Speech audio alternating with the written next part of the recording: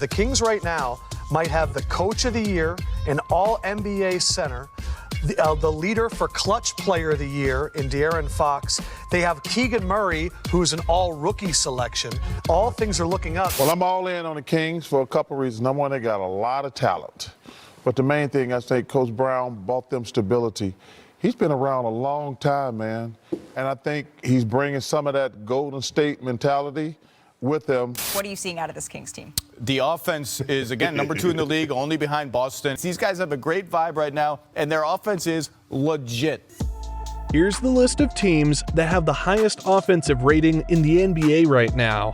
Now, would you believe that the number 1 team in this category is neither the Nuggets, Grizzlies, Celtics, nor the Warriors, but the Sacramento Kings? And as the guy from the intro said, their offense is really legit. In fact, the once historically bottom-feeding Kings rank in the top 10 of a bunch of offensive stats, like they're 7th in three-point field goals made, 3rd in field goal percentage, and they're actually the best scoring team in the league right now with almost 120 points a ball game. After 17 seasons of despair and agony, it looks like the Kings are finally heading back to the playoffs once again, as they're currently sitting in the 3rd spot in the West, and it seems that they've now finally figured out how to win ball games consistently. Now, one of the reasons for their major turnaround this season is the stellar play of De'Aaron Fox and Domantas Sabonis. Fox is having his best year in terms of scoring thus far, wearing the Kings jersey, averaging 23.8 points at a 50.8% clip from the field this season, while grabbing 4.3 rebounds and dishing out 6.1 assists per game. Meanwhile, Sabonis, on the other hand, is slowly shaping up to be one of the premier bigs in the league by averaging 18.4 points a ball game on 60% shooting, while having a league-leading 12.4 rebounds a ball game, and aside from this, he also jacked up his assists numbers to 7.3 a ball game this season, which we'll further talk about a bit later on. And in case you're unaware, Sabonis just recently passed Nikola Jokic for having the most double-doubles this season with 36 games.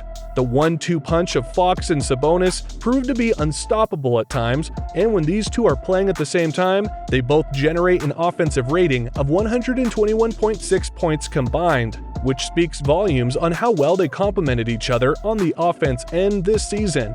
Among the many brilliant sets that the Kings run this season, the Pistol 5 action between Fox and Sabonis has one of their bread-and-butter plays, and in this next clip, Fox himself explains how this simple two-man game can be so devastating. So Domas is elbow extended. I can throw it to him. I can cut right, I can cut left. Let's say I can cut inside, and he doesn't pass it to me. Oh, no. So Malik is coming with me. Okay. Now, if I don't get it, I can just turn it into a screen. And you don't want to switch a guard onto him. So you stay tight? Yep. So, and y'all know we can grab, we can do whatever we want. So I can basically give him a hug, and now he's going downhill against a guard. Meanwhile, here's Sabonis talking about his working relationship with Fox, as well as his greatest quality as his teammate. I would say his unselfishness. I was saying it the other day to my wife, actually. Ever since I got traded, he really let me just be me. Yeah. Usually the starting point guard maybe wants to have the ball more and stuff, and no one really likes their starting big bringing up the ball as much as I do, but he really lets me do my thing, and I feel like we feed off each other. Like, he's so fast, he gets to the rim, I can get him open, and then I let him do his thing, so it really works for both ways. Without a doubt, Fox and Sabonis are the main catalysts of the Kings' offense this season, and their solid chemistry has been one of the biggest reasons why they're playing really well as of late. With the numbers that they're producing and the wins that they've piled up for the Kings, here's what their head coach, Mike Brown, thinks about their all-star consideration for this season. If he and Foxy aren't an all-star, shame on the whole process. Because those guys are more than deserving. The two-man game of Fox and Sabonis has created a ton of space for the rest of the guys to operate, and so far, the Kings supporting cast has been delivering, which is why other teams are currently having problems stopping them on offense. See, the new guys that they've brought in like Kevin Huerter, Malik Monk, plus their super rookie Keegan Murray have been shooting the lights out from outside, and the other role players like Davion Mitchell, Terrence Davis, and Trey Lyles are also knocking down their shots as well at decent clips. There are now 4 other guys averaging double figures for the Kings aside from Fox and Sabonis. And speaking of their lethal shooting, here's JJ Redick's breakdown on what will happen if the role guys keep hitting shots on a consistent basis. What that shooting does, number one, it allows Sabonis to be a playmaker, and it also allows De'Aaron Fox to drive the basketball. There is so much more spacing when they have their starting unit on the court. Now, apart from that, Mike Brown also brought a new offensive philosophy for them to execute, which is the Princeton offense. In case you aren't familiar with this offensive system, the Princeton offense heavily emphasizes on constant player movement, which involves a ton of back cuts, dribble handoffs, and setting up screens to create mismatches, as well as multiple scoring opportunities for the team that employs it. Now, let's take a look at how this works when the Kings run them. Sabonis is usually the initiator of this kind of set, which starts in a dribble handoff going to the wing. Mitchell quickly went backdoor as soon as Herter went for a curl at the same time to create some space. Here you can see that Sabonis could have easily thrown a bounce pass here in the middle to Herter as he's open. But from the corner, Monk suddenly caught his defender napping. And then he simply went backdoor to finish this one with a nasty jam. Notice that even if the other guys didn't touch the ball, they just kept on moving around to make the defense work. And when they found the gap, they just quickly capitalized on it. Now, another hidden gem in this system is the split action. After Barnes gave up the ball, he quickly then set a screen to Murray. But apparently that turned out to be a decoy as he slid to the rim instead, where Sabonis found him underneath, wide open for an easy 2. Because of their newly installed offensive system, the Kings have made a dramatic leap in the assist department, from ranking 22nd last year to ranking 3rd this year with 27.2 assists a ball game.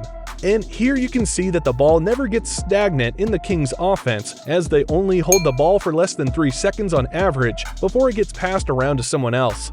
Overall, they ranked top 5 in passes made, potential assists, and points created through assists. And simply put, the way that the Kings have been moving the rock this season is just simply spectacular. Among all the players on the Kings roster, Sabonis is the one who benefited a lot with the new system they are running right now. From averaging just 5-point assists a ball game last year, Sabonis has amped up his assist numbers to 7.3 per game this season as he mainly embraces the role of a point forward. And aside from Jokic, he's the only center to make it to the top 20 of this year's assists leaders.